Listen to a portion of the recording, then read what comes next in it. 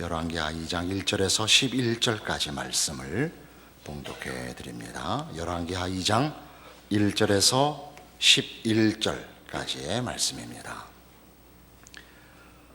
여호와께서 회오리 바람으로 엘리야를 하늘로 올리고자 하실 때에 엘리야가 엘리사와 더불어 길갈에서 나가더니 엘리야가 엘리사에게 이르되 청하건대 너는 여기 머물라.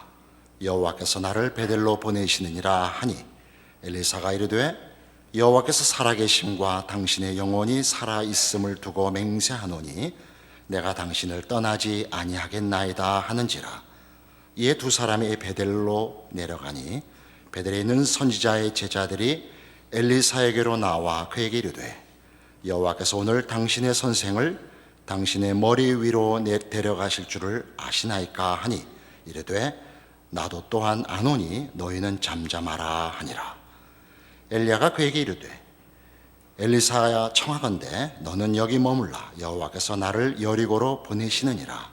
엘리사가 이르되 여호와께서 살아계심과 당신의 영혼이 살아있음을 두고 맹세하노니 내가 당신을 떠나지 아니하겠나이다 하니라. 그들이 여리고에 이르매 여리고에 있는 선지자의 제자들이 엘리사에게 나와 이르되 여호와께서 오늘 당신의 선생을 당신의 머리 위로 데려가실 줄을 아시나이까 하니 엘리사가 이르되 나도 아노니 너희는 잠잠하라. 엘리야가 또 엘리사에게 이르되 청하건대 너는 여기 머물라. 여호와께서 나를 요단으로 보내시느니라 하니 그가 이르되 여호와께서 살아계심과 당신의 영혼이 살아있음을 두고 맹세하노니 내가 당신을 떠나지 아니하겠나이다 하는지라. 이에 두 사람이 가니라. 선지자의 제자 50명이 가서 멀리 서서 바라보매 그 두 사람이 요단가에 서 있더니 엘리야가 겉옷을 가지고 말아 물을 치매 물이 이리저리 갈라지고 두 사람이 마른 땅 위로 건너더라. 건너매 엘리야가 엘리사에게 이르되 나를 내게서 데려감을 당하기 전에 내가 네게 어떻게 할지를 구하라. 엘리사가 이르되 당신의 성령이 하시는 역사가 갑절이나 내게 있게 하소서 하는지라. 이르되 내가 어려운 일을 구하는도다. 그러나 나를 내게서 데려가시는 것을 내가 보면 그 일이 내게 이루어지려니와 그렇지 아니하면 이루어지지 아니하리라 하고 두 사람이 길을 가며 말하더니 불수레와 불말들이 두 사람을 갈라놓고 엘리야가 회오리 바람으로 하늘로 올라가더라. 오늘 본문에서 이제 엘리야는 그 생애를 마치고 승천하게 됩니다.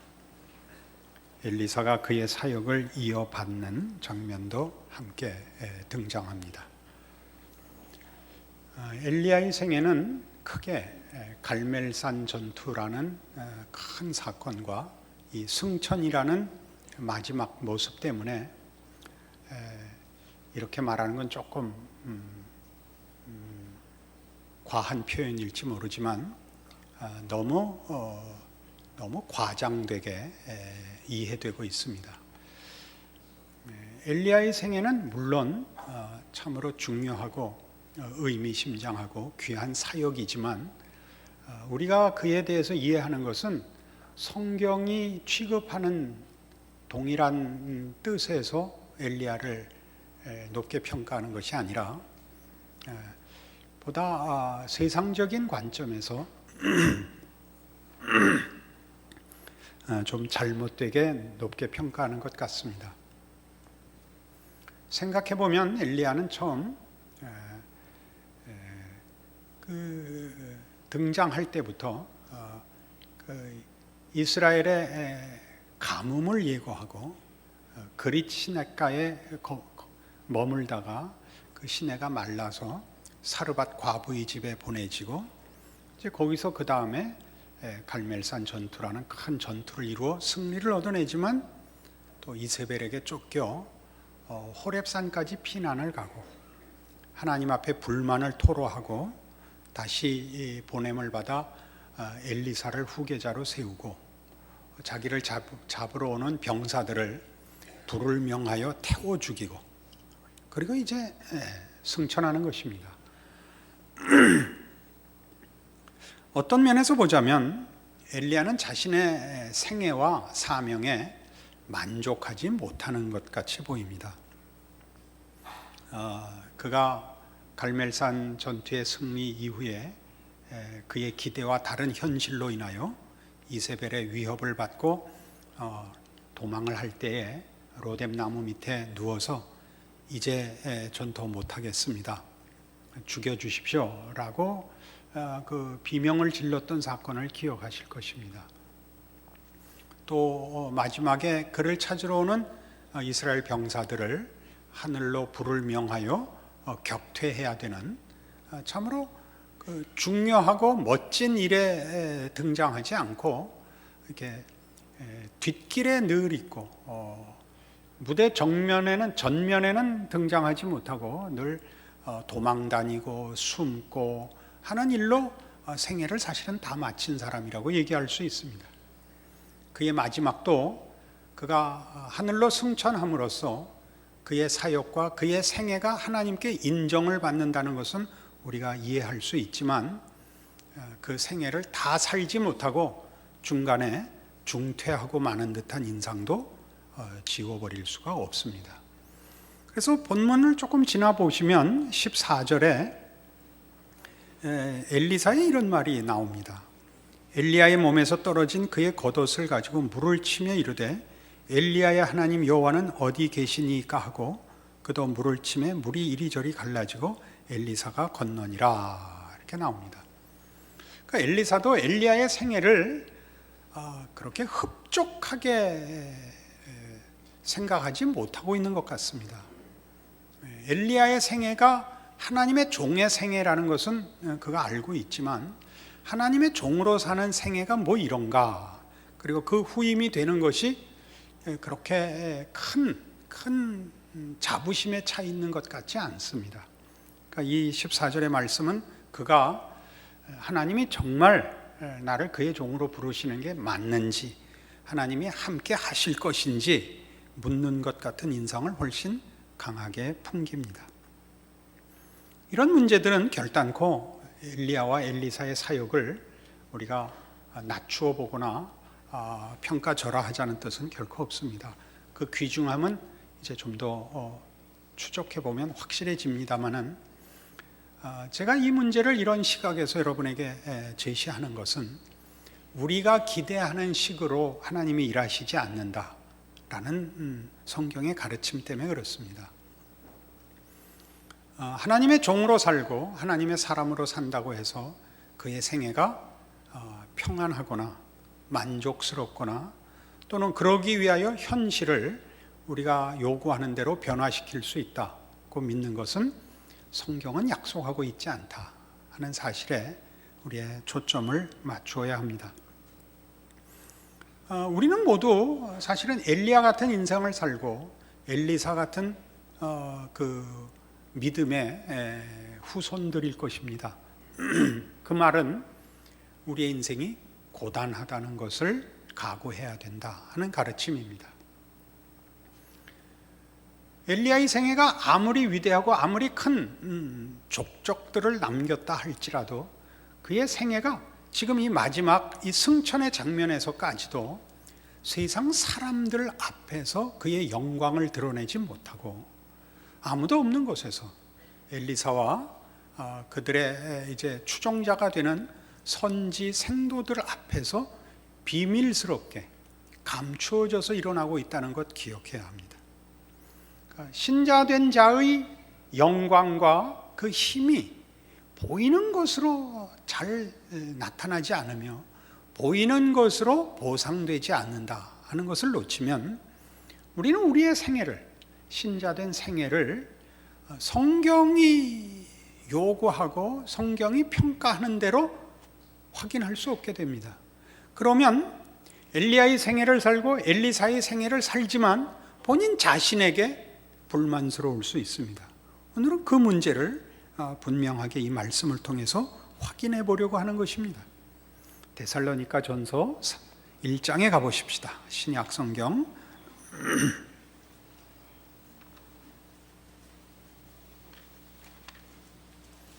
328페이지 데살로니가 전서 1장 2절입니다. 우리가 너희 모두로 말미암아 항상 하나님께 감사하며 기도할 때 너희를 기억함은 너희의 믿음의 역사와 사랑의 수고와 우리 주 예수 그리스도에 대한 소망의 인내를 우리 하나님 아버지 앞에서 끊임없이 기억함이니 하나님의 사랑하심을 받은 형제들아 너희를 택하심을 아노라. 이는 우리 복음이 너희에게 말로만 이른 것이 아니라 또한 능력과 성령과 큰 확신으로 된 것임이라. 우리가 너희 가운데서 너희를 위해 어떤 사람이 된 것은 너희가 아는 바와 같으니라. 사도 바울이 데살로니가 교회 교인들에게 쓴 편지입니다. 그 인사말 부분이죠. 너희는 하나님의 택하심을 받은 자들이라. 너희가 복음을 믿을 때 말로만 믿은 것이 아니고 큰 능력과 확신 속에서 믿은 것을 우리가 안다. 그렇게 얘기하고 있습니다. 이 부분은 우리 모두가 우리가 사는 이 시대 속에서 얼마든지 본 사건입니다. 한국교회가 큰 부흥을 경험했고 아직도 부흥을 경험하고 있으며 하나님께서 한 영혼을 찾아오시는 큰 감격을 우리는 어렵지 않게 주변에서 접하고 있습니다. 그러나 이 문제는 우리가 조금 더 조심해서 이것이 능력에 관한 것이라 하는 보다 큰 설명 속에 있는 것임을 기억해야 합니다. 확신과 기쁨은 하나님의 큰 능력 속에 있는 것입니다.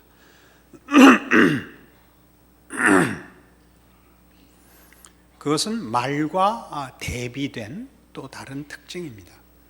말로만 이룬 것이 아니고 능력으로 주어진 것이라는 말 속에는 그것이 우리 인간이 확인하는 방법, 설명되고 납득되는 것으로 이룬 것이 우리에게 이른 것이 아니라 하나님의 찾아오심, 하나님의 능력, 개입, 간섭이라는 신적 신비와 권능에 의한 것이다 라는 뜻입니다. 엘리야 엘리사 얘기하다 갑자기 하나님께서 큰 권능으로 우리에게 임했다라는 얘기가 동떨어져 보입니다만은 중요한 연속성이 있습니다. 어떤 연속성이 있냐면 엘리야와 엘리사의 생애는 여러분 쉽게 생각하면 큰 역사와 큰 사명의 생애이고 영광되고 놀라운 권세의 종의 자리일 수 있습니다. 그럼 오늘 제가 여러분에게 누누이 강조하듯이 조금만 정신 차리고 생각해 보시면 엘리야와 엘리사의 생애는 영광스럽지 않고 감추어져 있고 의심스럽고 그리고 보잘것없어 보일 수 있습니다. 당사자가 그렇게 느낄 수 있고 옆에서도 그렇게 느낄 수 있습니다. 그것은 그의 승천이라는 이 놀라운 마지막 임종까지도 감추어져 있다는 데서 우리에게 그러한 사실을 이해시키려고 성경이 노력한다고 생각할 수 있습니다. 그래서 하나님의 권능으로 우리의 구원과 우리가 받은 바 복음이 임했다라는 말 속에는 말이 아니라 라는 설명 속에 내 납득, 내 선택보다 큰 하나님의 찾아오심이 우리가 복음을 받고 구원을 얻고 한 이유라 하는 가장 큰 원인으로 제시되고 있습니다. 그것이 우리에게 확신과 큰 기쁨으로 나타나기도 합니다. 그러나 여기서 말과 능력을 대비시킴으로써 사도 바울은 그것이 꼭 확신과 기쁨까지 가지 않을 수도 있다는 것을 전제하고 있습니다. 그게 뭐 이렇게 중요한 것이냐? 우리 스스로를 보면 이것이 중요합니다. 여러분들 대부분이 이렇게 주일 아침에 교회를 찾아 나올 때 막 예배 시간이 다가오는 게 가슴이 두근거리고 목이 마르고 정말 영혼의 갈증을 느껴서 전철에서 막 뛰어서 여기 오신 분들은 없을 겁니다. 여러분들은 아마 오히려 정신 차리고 보니까 교회에 또 앉아있는 자신을 보는 사실은 그런 정도로 오실 것입니다. 사실로 따지자면 오지 않을 이유가 더 많은데 여기 와 있는 겁니다. 뭐 갖다 붙일 말은 많죠. 습관적으로, 최소한의 신앙으로, 라고 말할 수 있지만 사실은 신비한 것입니다. 오늘식으로 얘기하자면 여러분은 붙잡혀 와 있는 것입니다. 붙잡혀 와 있는 것입니다. 여러분은 아무 기대도 없이 왔을 수 있습니다.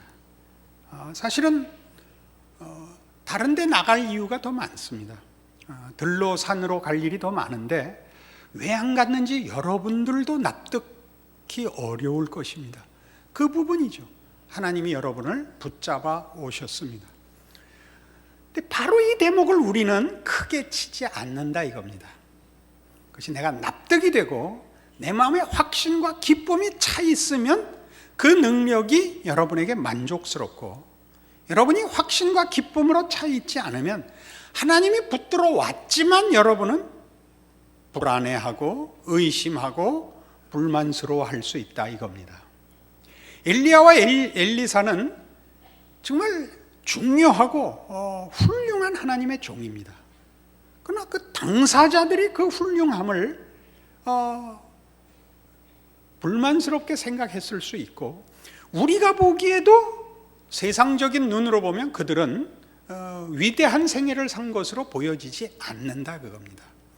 늘 쫓겨다니고 숨어 다니고 기껏 뭐 한 건 해봤자 대접도 못 받고 그러다 그냥 중퇴하고 말고, 이거 승천을 자꾸 중퇴라 그래서 죄송한데 사실이 그래서 그렇습니다. 그러니까 이 문제가 얼마나 교묘하게 우리와 연결되어 있는지 이제 대강 눈치채시겠죠. 우리는 우리의 신자됨과 우리의 자기 확인이 하나님의 통치와 나와의 관계가 나 자신 안에 확신과 기쁨으로 내 기대와 다른 것으로 진행되고 있다는 사실 때문에 우리는 하나님의 존재와 나의 인생에 대해서 우리는 거의 불만스러워합니다. 엘리야의 불평과 다를 것이 없습니다. 그래서 지금 둘의 연속성을 따지는 것입니다. 고린도전서 2장에 가보십시다.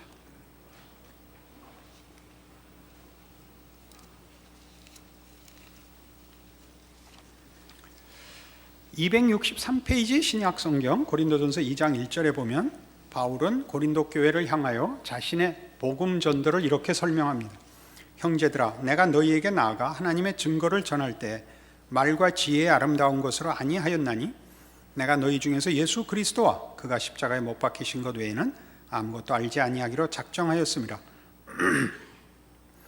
내가 너희 가운데 거할 때 약하고 두려워하고 심히 떨었노라. 내 말과 내 전도함이 설득력 있는 지혜 말로 하지 아니하고 다만 성령의 나타나심과 능력으로 하여 너희 믿음이 사람의 지혜에 있지 아니하고 다만 하나님의 능력에 있게 하려 하였노라. 묘한 말을 합니다. 이 말의 핵심은 이겁니다. 너희가 똑똑해서 내 말 알아듣고 예수 믿게 된 것 아니다, 이 말을 하는 거죠. 내가 너희에게 나아가서 복음을 전할 때 너희들의 똑똑함을 조건으로 삼고 하지 않았다. 하나님이 찾아가시겠다고 해서 내가 갔다. 하나님이 너희의 영혼을 움켜주셨느니라. 그래서 너희가 얻은 구원은 지혜의 문제나 이해의 문제나 지식의 문제가 아니고 하물며 경험과 체험의 문제도 아니다. 하나님이 그걸 기뻐하셔서 성령님께서 너희를 찾아가시고 너희 영혼을 품으셨기 때문에 이 구원이 이루어진 것이니라, 이렇게 얘기하는 것입니다. 자, 이 문제는 우리로 하여금 지금 오늘 계속 반복하는 이 지적, 우리가 우리의 신앙에 대하여 확신을 가지지 못하거나 만족하지 못하는 이유는 무엇인가? 직결되는 문제입니다. 내가 내 신앙을 만족스러워할 때 내 신앙이 가장 좋은 것이냐? 그렇지 않다, 그 얘기를 하려는 것이죠. 내가 가장 헌신적이고 열심적이고 그런 말도 있네. 열심히 있고 열정적일 때 내 신앙이 가장 좋으냐? 그렇지 않다죠. 그러니까 나라는 존재를 기독교 신앙의 근거나 원인이나 동력원으로 삼으면 안 된다, 그런 얘기입니다. 그럼 우린 뭐냐? 하나님이 계시다. 생명을 만드시며 그 생명에 힘을 주시며 그 생명에 진리를 주시고 영광을 주시는 하나님이 있다.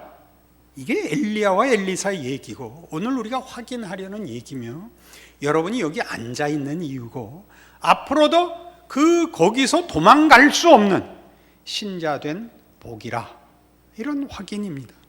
같은 고린도전서 4장에 가면 이 문제가 우리를 이런 이 말과 능력이라는 이 문제가 우리를 이런 조금 더 진척된 신앙의 높은 이해로 인도합니다.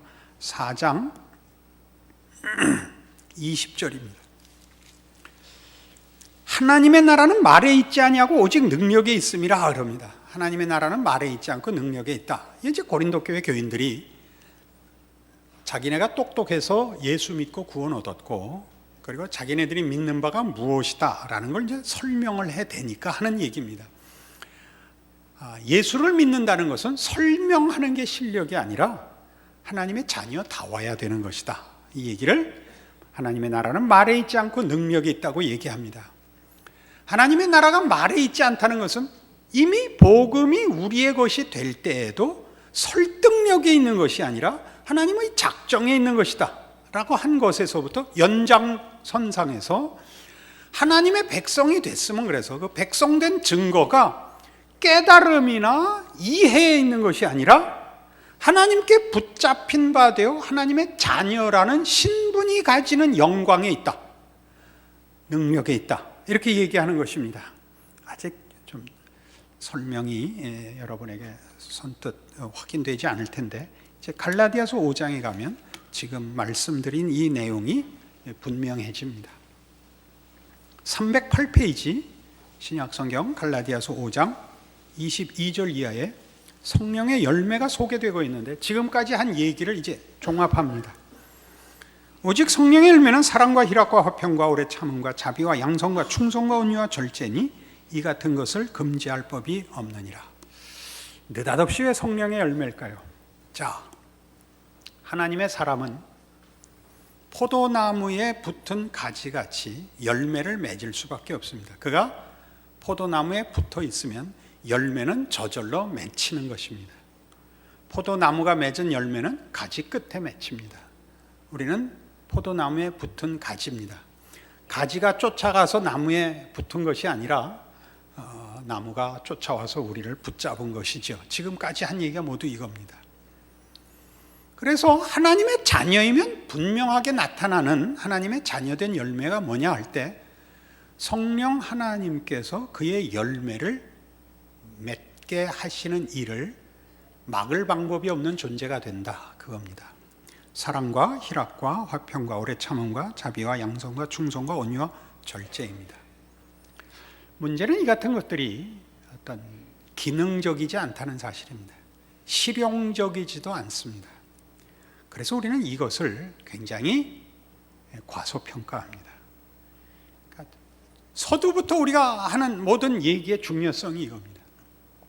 우리는 우리가 믿는 믿음이 실용적인, 기능적인 힘이었으면 좋겠는 겁니다. 나 자신만이 아니라 내가 사는 시대와 사회의 행복을 위하여 우리가 기능이었으면 좋겠는 겁니다. 하나님이 실용적으로 답을 했으면 좋겠는 겁니다. 그러나 성경은 끊임없이 성령의 열매 외에 아무것도 약속하지 않습니다. 사랑과 희락과 화평과 오래 참음과 자비와 양성과 충성과 온유와 절제는 환경을 바꾸는 것도 아니고 조건을 바꾸는 것도 아닙니다. 그러나 어느 환경, 어떤 조건 속에서도 방해할 수 없는 것이기도 합니다. 자, 처음으로 돌아가 봅시다. 엘리야와 엘리사의 생애는 무엇입니까?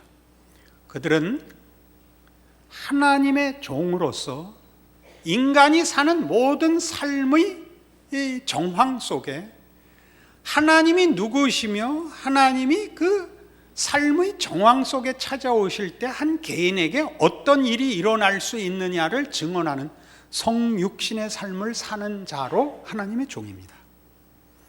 나라를 바꾸고 사회를 바꾸고 한 개인의 인생의 조건을 바꾸는 자로서가 아니라 삶의 질곡 속에서 하나님과 함께 있는 자가 가지는 세상이 만들어내지 못하는 진정한 행복과 부요함과 참다운 영광을 누리는 것으로 하나님이 누구시냐와 하나님의 백성이 된다는 것이 무엇이냐를 나타내야 되는 종으로 서 있습니다. 이 문제를 오해하면 우리의 신앙은 끊임없이 아까 엘리사가 한 말과 같이 여호와 하나님은 어디 계시냐? 라는 질문을 수도 없이 되뇌어야 합니다. 어려움을 만날 때마다, 우리가 기대하는 것과 다른 현실을 만날 때마다 하나님은 도대체 어디 계십니까? 뭐 하고 계십니까? 이 질문으로 스스로를 괴롭힐 뿐입니다. 하나님은 우리에게 계속 얘기하시죠. 네가 얼마나 곤고한 현실에 있는지 모르지만 거기 사랑과 희락과 화평과 오래 참음을 방해할, 금지할 법이 있느냐? 이렇게 묻습니다. 여러분 어떻습니까?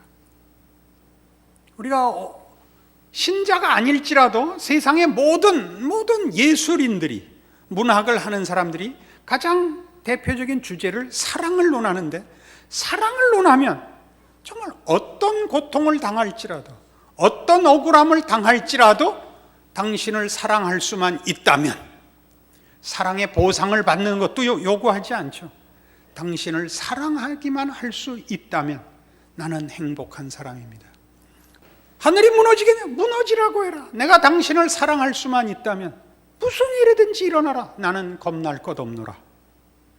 그게 하나님이 우리에게 요구하는 겁니다. 내 마음을 달라. 나를 사랑하라. 나는 너를 그렇게 사랑했노라. 네가 처한 환경과 조건 속에서 내 사랑을 입고 살라. 이 같은 법을 금지할 법이 없느니라. 이게 우리입니다. 그러니까 신자의 신앙생활에서 가장 중요한 것은 하나님과의 관계를 확인하고 확보하고 그걸 부요하게 하는 것을 다른 것으로 바꾸는 것이 가장 중요한 시험이고 위협입니다. 그것을 극복할 수 있다면, 그것을 이겨낼 수 있고 하나님이 무엇을 우리에게 원하시는지를 안다면 우리의 생애는 기적이 되는 것입니다.